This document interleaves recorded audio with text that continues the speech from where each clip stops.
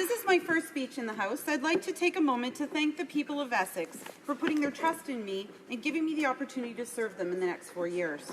Essex is a beautiful and diverse riding made up of many small towns, including LaSalle, Amherstburg, Kingsville, Lakeshore, Essex, Harrow, and many other small communities. As your voice in Parliament, I will listen to your concerns and take your priorities to Ottawa and fight for you every step of the way. As your MP, I will embrace a positive, progressive perspective. I will consult with everyday people, and I will strive to ensure all levels of government work together for the best interests of Essex. Coming out of such a long election campaign, I'd like to thank all the amazing volunteers who helped me get elected. Your dedication is truly inspiring and made all the difference. And of course, I'd like to thank my family for their unwavering support. My husband, Jermaine, our sons, Maxwell and Malik, my parents, Tom and Linda, my brother and sister, extended family and friends. Today I am honored to rise in the House and debate the government's speech from the throne. During the election campaign, the Liberals made many promises to Canadians, and there are high expectations on them to deliver as government. While the throne speech was thin on details, I'm hopeful this is not an indication of a lack of commitment of following through on their promises. As the representative for Essex and as a member of the NDP caucus, the progressive opposition, I will work to hold the government to account and push the Liberals to keep their word on increasing investments in infrastructure, boosting public pensions, and implementing democratic reforms. One of the government's top priorities is what they call a tax cut for the middle class.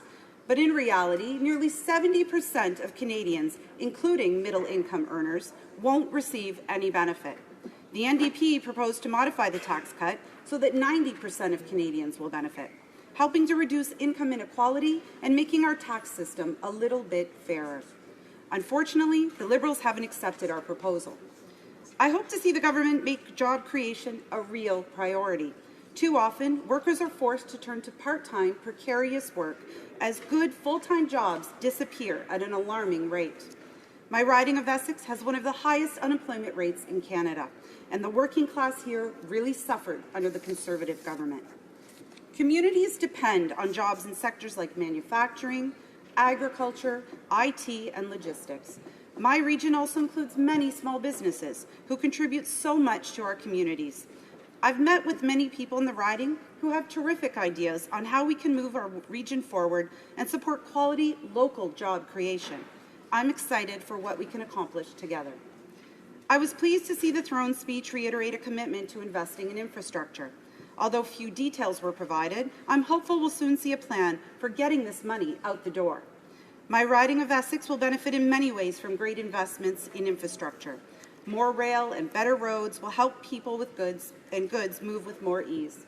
It will generate good jobs and more economic activity, which is what our region desperately needs. As many will know, plans are underway to construct a second bridge and border crossing for the Windsor-Detroit corridor. Building this bridge will lead to increased trade, which is vital to our long-term economic prosperity.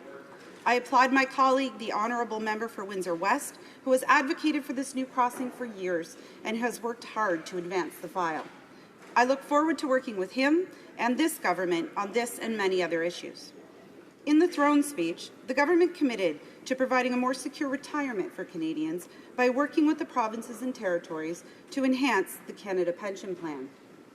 After years of Conservative stalling, I welcome this important commitment. On the doorsteps in Essex, I heard from many people who are concerned about their ability to save for their future and to retire with dignity. People work hard all their lives and they deserve greater retirement security. As a new Democrat MP, I will stand up for strengthening the CPP, as well as returning eligibility for old age security back to 65, protecting workplace pensions, and lifting seniors out of poverty by boosting the Guaranteed Income Supplement.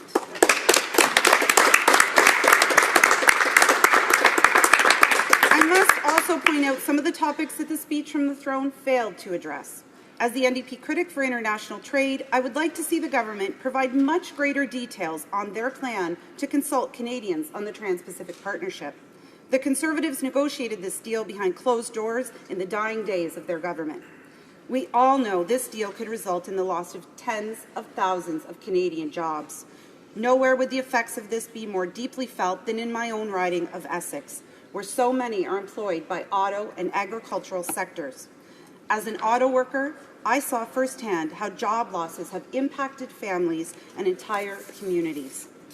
When I started working on the assembly line at Ford, we had 6,700 people. 20 years later, we are down to 1,500.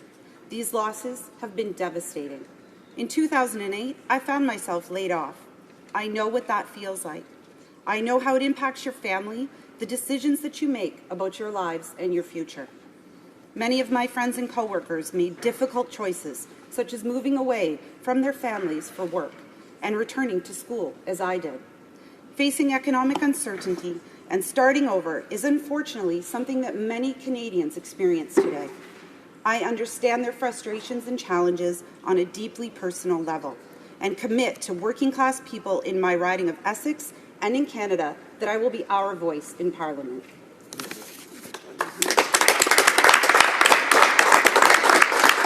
With so much on the line, Canadians deserve to be listened to.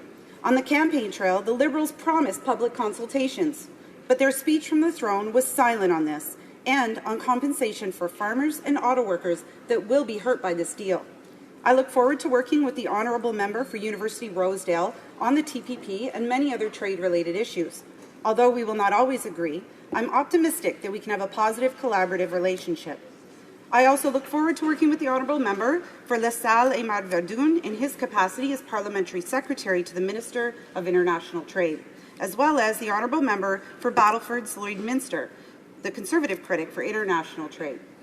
On the TPP, I'm confident we can get a better deal for Canadians.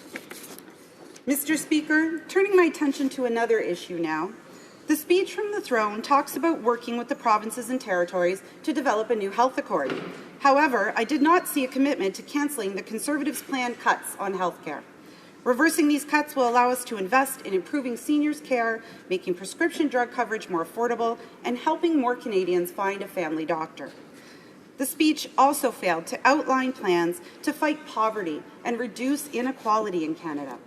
I spoke earlier applauding the government's commitment to enhancing the CPP, but we in the NDP believe so much more must be done for low-income seniors, including boosting the GIS and reversing the Conservative cuts to OAS. The rate of child poverty in Canada is shockingly high and deserves more attention from the federal government. I'm proud to belong to a party that has worked to advance that issue for decades. In 1989, the House of Commons unanimously adopted former NDP leader Ed Broadbent's motion to end child poverty in Canada, but for 25 years, Conservatives and Liberal governments have failed to act. Today, more children live in poverty than in 1989, and the NDP has proposed a new way forward: close the tax loophole currently enjoyed by CEOs on stock options. Those funds will be redirected to low-income families through an enhanced working income tax benefit and an enhanced national child benefit supplement. Mr. Speaker, as I near the end of my allotted time, I'd like to thank you for the opportunity to rise in the House today. As the Member of Parliament for Essex, I'm committed to fighting for the people of my riding. I will stand up for good jobs, better health care, help those who work hard to get ahead, and a better deal on the Trans-Pacific Partnership.